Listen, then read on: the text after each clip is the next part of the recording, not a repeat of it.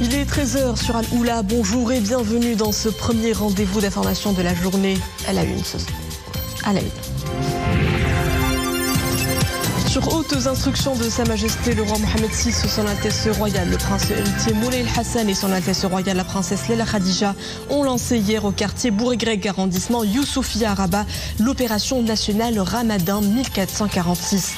L'initiative profite à quelques 5 millions de bénéficiaires.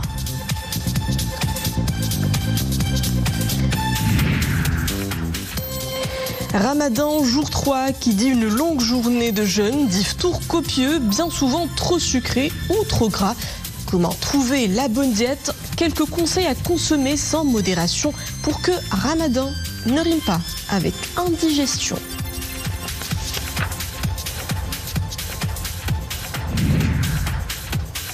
Aliment sain et incontournable de la table ramadanesque, les dattes, Mejhoul, Fegous ou Tarzawa. Focus sur cette filière à fort potentiel mise à mal par les conditions climatiques difficiles. Nous ferons le constat dans les oasis de Tata.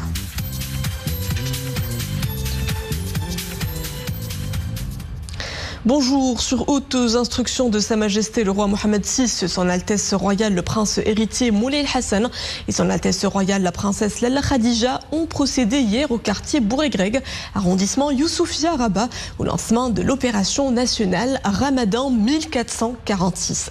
L'opération initiée par la Fondation Mohammed V pour la solidarité à l'occasion du mois sacré de Ramadan bénéficie à 1 million de ménages, soit près de 5 millions de personnes. Nisra El-Hamdawi. Solidarité, partage et entraide, ce sont là les maîtres mots de l'opération nationale Ramadan 1446, lancée à Rabat par son Altesse royale le prince héritier Moulay El-Hassan et son Altesse royale la princesse Laila Khadija, sur haute instruction de Sa Majesté le roi Mohammed VI. Initiée par la Fondation Mohammed V pour la solidarité, cette opération, devenue une tradition depuis plus de 25 ans, reflète la haute sollicitude constante de Sa Majesté le Roi envers les populations les plus vulnérables. Elle vient ainsi consacrer les valeurs d'humanité caractéristiques de la société marocaine. L'édition de cette année se démarque par l'utilisation sur les hautes instructions royales du registre social bénéficiaire par le ministère de l'Intérieur, justement, à travers l'exploitation des données démographiques générales et des données socio-économiques mises à jour par rapport aux foyers, aux chefs de foyer qui se sont inscrits. L'opération Ramadan 1446 a mobilisé 330 millions de dirhams pour la distribution de 34 280 tonnes de produits alimentaires. Une aide qui apporte du réconfort à 1 million de ménages, soit près de 5 millions de personnes, notamment les veuves, les personnes âgées et les personnes en situation de handicap.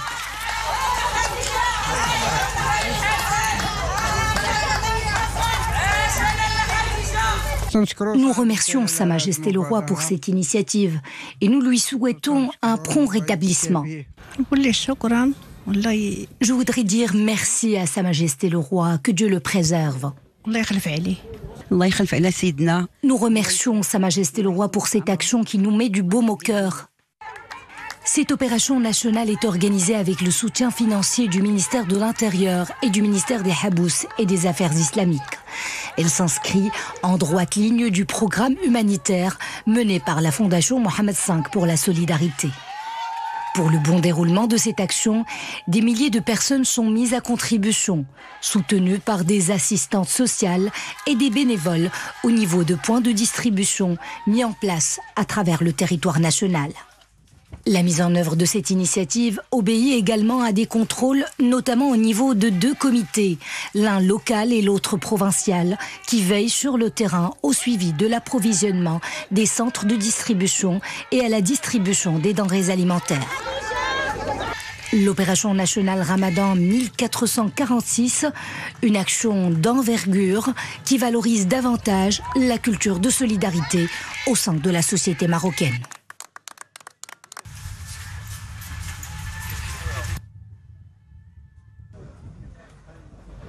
Ramadan, mois de surconsommation. Nombreux sont ceux qui tombent dans l'excès avec des tables de l'iftar qui abondent de mets souvent sucrés et gras. Les spécialistes n'ont cesse de nous inviter à repenser nos habitudes alimentaires. Comment organiser nos repas du sahur jusqu'au ftour pour des apports journaliers sains et surtout sans faire de gaspillage? Réponse dans ce reportage d'Amin Lemkhida avec Sophia Fgroud. C'est le mois où la frénésie s'empare des marchés. Et voici les échoppes les plus prisées. On y vend des galettes et toutes sortes de douceurs, avec un point en commun, un passage dans l'huile et un autre dans le sirop. Car après une journée de jeûne, la tentation de manger trop gras ou trop sucré peut être grande, un plaisir gourmand et surtout coupable qu'on essaie de bannir.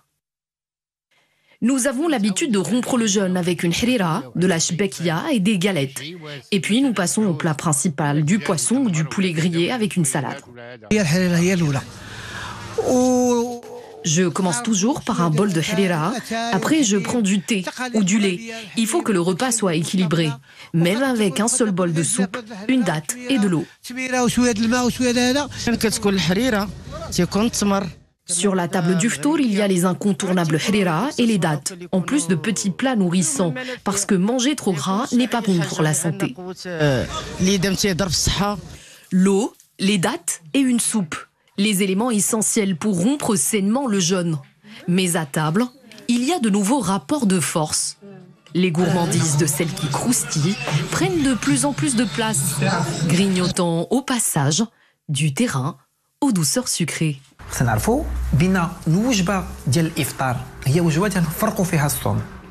Le repas du iftar est le repas de rupture de jeûne. Il est impossible pour l'estomac qui n'a pas fonctionné de la journée de tout recevoir d'un coup. D'abord, il faut s'hydrater avec de l'eau, manger des dattes pour relever le taux de glycémie. L'on peut prendre une soupe ou une harira sans farine et donner une chance à son estomac de se reposer.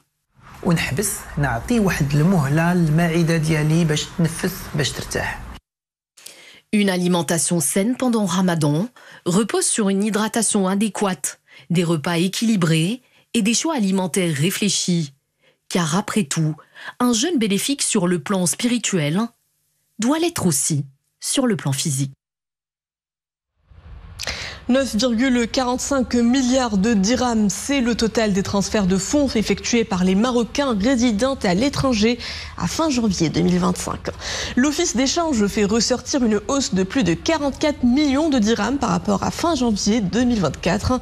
Autre indicateur mensuel des échanges extérieurs, le flux net des investissements directs étrangers. Celui-ci s'est établi à plus de 3,23 milliards de dirhams, en amélioration de 16,9% par rapport à l'année précédente. Une tendance haussière enregistrée également dans le flux net des investissements directs marocains à l'étranger, qui a augmenté de 812 millions de dirhams. Dans l'actualité internationale, Gaza en pleine impasse de l'accord de trêve. Le sort de la bande palestinienne est au cœur d'un sommet extraordinaire arabe au Caire. Plusieurs dirigeants arabes se retrouveront dans moins d'une heure pour discuter d'un projet alternatif à celui du président Donald Trump, qui prévoit un contrôle américain du territoire et l'expulsion de sa population. L'Égypte, médiateur dans l'accord de trêve à Gaza, a affirmé présenter une vision globale pour la reconstruction de Gaza, garantissant que les Palestiniens restent sur leur terre. Et en Espagne, 4 mois après les inondations tragiques qui ont fait plus de 220 morts près de Valence, des précipitations records sont attendues dans la région. L'agence météorologique espagnole a déclenché l'alerte rouge qui fait état d'un danger extrême. La protection civile met en garde la population de plusieurs localités contre le risque de débordement en raison des sols saturés.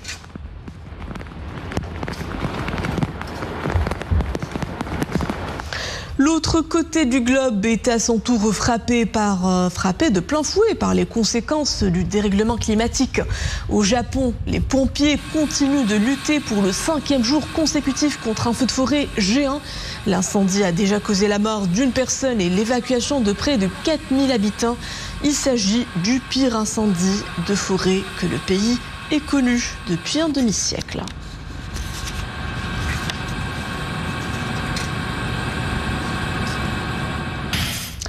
Allons à présent à Tata, où la production en date bat son plein. Ce fruit gorgé de bienfaits est très consommé en ce mois de jeûne. Mais avant d'atterrir sur une table de l'iftar, c'est dans des oasis fragilisées par la sécheresse que les variétés réputées sont cultivées. Face aux défis climatiques, la filière est en quête de valorisation. C'est l'une des coopératives qui s'active à la valorisation des dattes dans la province de Tata.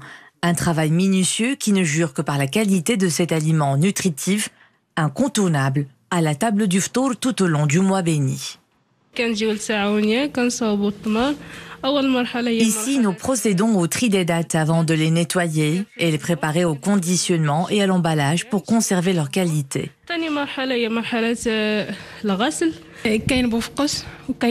La région compte plusieurs variétés de dattes, Boufkos, Nejda et bien d'autres. La cadence de travail durant le ramadan s'accélère car les dattes sont très consommées tout au long de ce mois de jeûne. Des dattes de bonne qualité, bien emballées ou transformées. Un pari gagné ici dans l'oasis d'Aqqa, dans le cadre de la promotion et le développement de la filière dattière. Cette